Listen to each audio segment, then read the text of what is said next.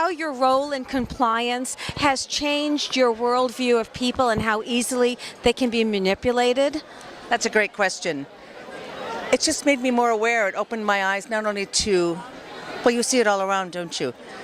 People who defer to those above them and let go of their own compass, their own sense of what is right and wrong. It's just made me certainly more aware of it, and more aware of it in myself and in the way I'm raising my children, to let them know that what feels wrong is wrong most of the time, and to act on that instinct and sense of self that can help you to make those decisions, and never to let go of that, which I think the character that I played let go of it so early in her life. Because somebody said, you know, it's about IQ. It's not about IQ. I think it's more about self-esteem. I mean, people who don't believe in themselves, don't believe in their ability to say, no, I'm not doing that. So, yeah, I found that such an eye-opener.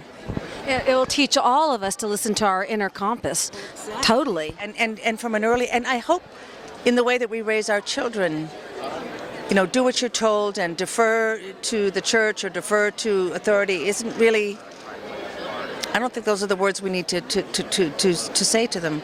Not that we don't want them to have respect for authority, but there's a difference between assuming you can just give it up and say, well, that's the person in charge, I don't have to think about it anymore. That's really, and that's why I think this film is important. Very important. Well, switch topics a little bit. Can you tell me a little bit about your upcoming role in Side Effects and how it is to work with Steven Soderbergh? Well, Soderbergh is just wonderful. He's so bright and unassuming, and knows what he wants, has a wonderful crew around him. He trusts the people he casts. He keeps a very focused set, and because he knows what he wants, he does not take, you know, the day is not a long film day. He's very clear on what he wants, and the day is amazingly short. Interesting. Because he's just sharp, and I enjoy it immensely. Yeah, a little bit of insight there. Yeah, exactly. Well, thank you so much, and congratulations on tonight's award. For having me. It's a great pleasure. A great pleasure. Thank you so much. Please welcome the president of the board of the Santa Barbara International Film Festival, Doug Stone. Good evening, and welcome to kind of the halfway point of the 28th Santa Barbara International Film Festival. Tonight is the Virtuosos Award.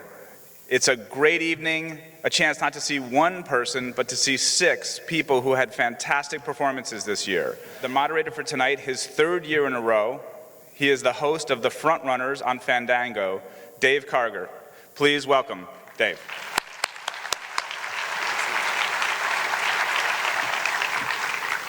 Thank you so much. It is my absolute pleasure to be back a 3rd year hosting the Virtuosos. This is a highlight of my year.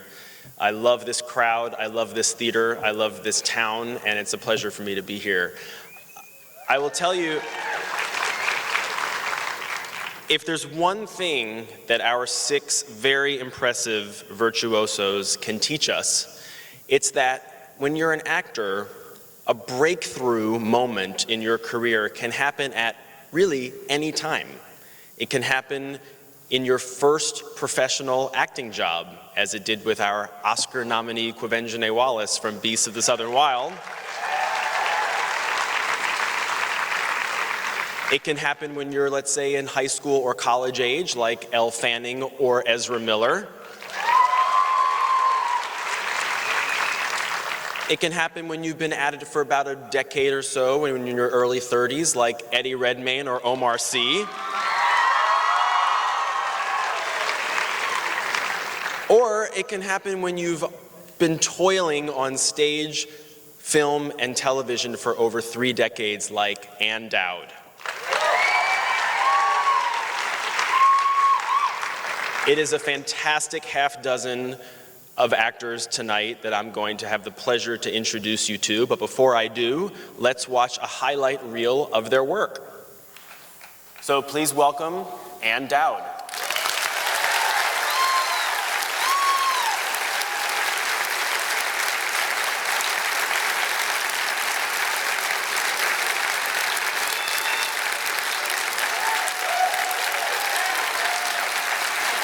Nice to see you. Nice to see you. There you go. Over here. You must have expected me to come out with a cane with this conversation, where he was going. Toiling for years. Never mind. Thank you. I'm alive and well. Thank you so much. Bad choice of words. Tell me what went through your mind when you first even heard about this true event from 2004. Well, I didn't know about it until I got the part. And the director gave us a link to the story and to the Milgram experiments. I don't know if the audience knows about those, but, you know, horror. When I read the script, I knew it could be true because of the way the director wrote it and the writer wrote it. It was so well written, and I thought, this is a human being for sure who can be played in an honest way. So. When you're making a film like this, and it is a true story, and it is so unbelievably disturbing, does it help or hurt as you're playing it to remind yourself that it actually happened? Did you treat it as a real-life event? Did you treat it as a fictional event just for your own sanity, or did that not come into play? Well, the work for the actor is always the same. We're looking for a human being. We're looking for believable human behavior. So whether she lives in life or in your imagination, what you hope for is to portray it as truthfully as possible. And the thing about this role, when I read it, is that on a gut level, I understood it. Meaning, it's not an IQ issue. She's not a stupid person. She's just a person who's lost her self-esteem a very long time ago. And because of that, she gave up her compass and abandoned her sense of self, and didn't realize she had the power to say, I'm not doing that. You know, it happens to a lot of people. It's funny because in the film, in the opening scenes, she really is an authority figure. She's saying, come on guys, she's telling all of her employees, you gotta do this, you gotta do this, you gotta do this. She is the power woman in the fast food restaurant. But to your point, when this man claiming to be a policeman calls, her power is stripped. Yes, and I think she's not well equipped in this job. She can't handle the young people, they intimidate her. She wants to be like them. That's a red flag. Come on, you know, she's years beyond them, and yet has not had the basic things in life that we all want: love, respect, and someone who says, you know what, you're just fine the way you are, doing great. She has no experience with that. The actor who plays the man on the phone, Pat Healy, he's fantastic in this film. Yes, he is. What was the process, given the fact that you're on the phone with him, you're never face-to-face with him? When you were actually filming it, was he somewhere within earshot off stage either talking to you? Was he somewhere else on the phone? Was there someone else on the phone? Was there no one on the phone? Well, I should say, first of all, about Pat Healy, the nicest man in the world. I want to say that loudly to anyone who's concerned. Couldn't be nicer. And the great decision the director made early on was to film the restaurant scenes, and down below, meaning in the basement of where we shot, he filmed Pat Healy on the phone, talking to me on the phone. So in other words, a real live conversation. That's a brilliant choice, can I say?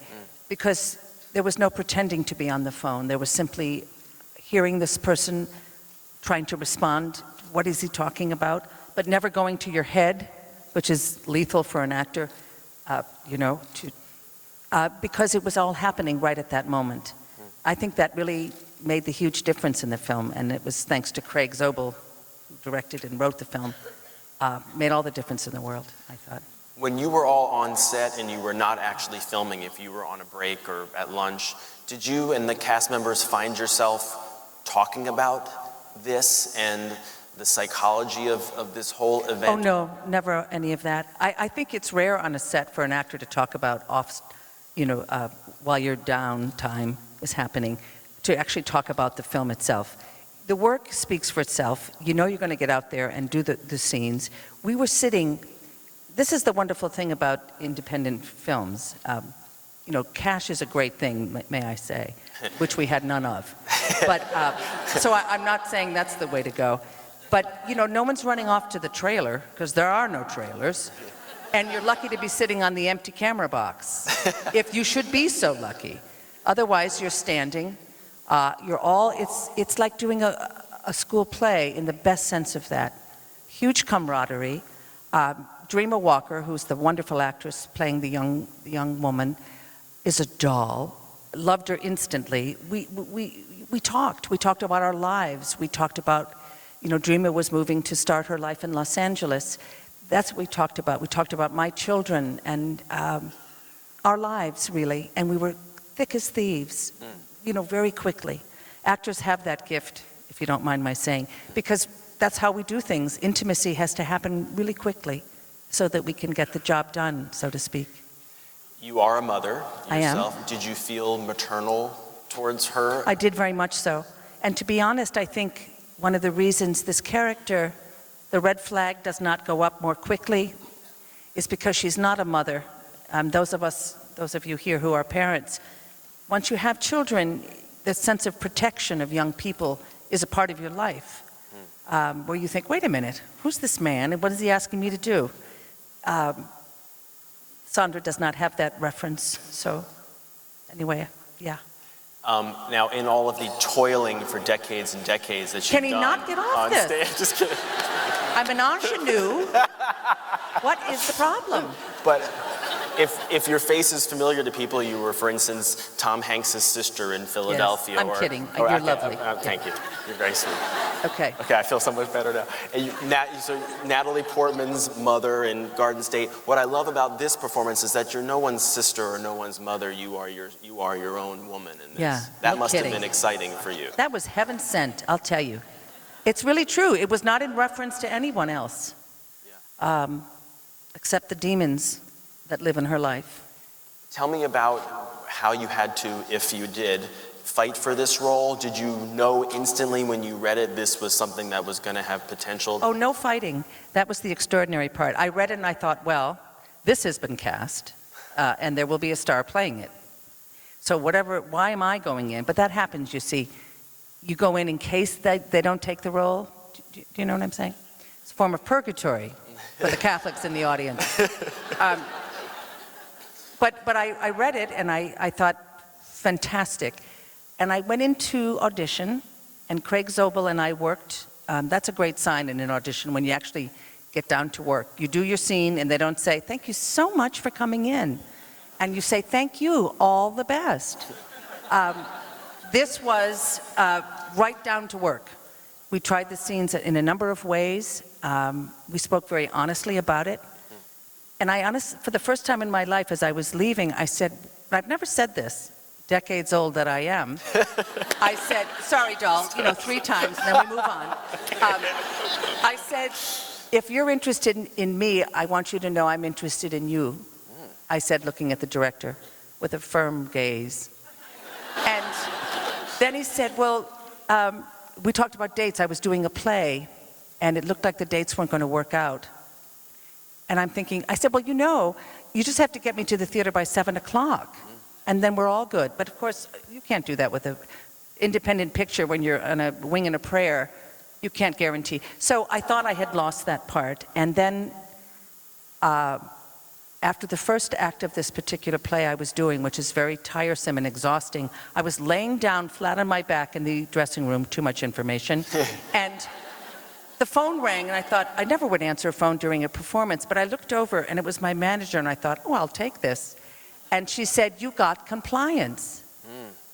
I said, I was speechless, may I say, rare, and really deeply, deeply happy and grateful. And here I am, even more grateful. I love that. Thank you so much. Thank you. By the way, this is a movie that I think on DVD can have a new life for those, because I didn't play in many theaters, only No, played it in a didn't, couple and cities. it's not a date movie. No. Those of you who are. And children under 18, I don't think. That's no joke there. But I think it's a wonderful film. And more importantly, it will stay with you.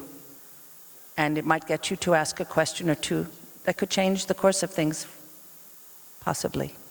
Well, I have a feeling it's going to change the course of you. I wouldn't mind that one bit. People are saying, oh, I love this, sorry, and then we'll go, probably my time up? That's okay. Almost. Yeah. Oh, 7 seconds. It's right here. The gig is up, my friend. No, but I want to hear what you were going to You say. thought he could just tell when it was up? No, he's reading it. That's So okay. nice. Here, what was I saying, though? I said this could do something great for you. People are saying, you must be turning down scripts left and right. I said, well, I'm sure that will be happening. I'm hopeful. Anyway, what a pleasure. Thank you so much. Thank you. Thank you. All the best. And Dowd. See you in a little bit. Now you go back there. Oh, very lovely. Thank you, sweetheart. Take care, everybody.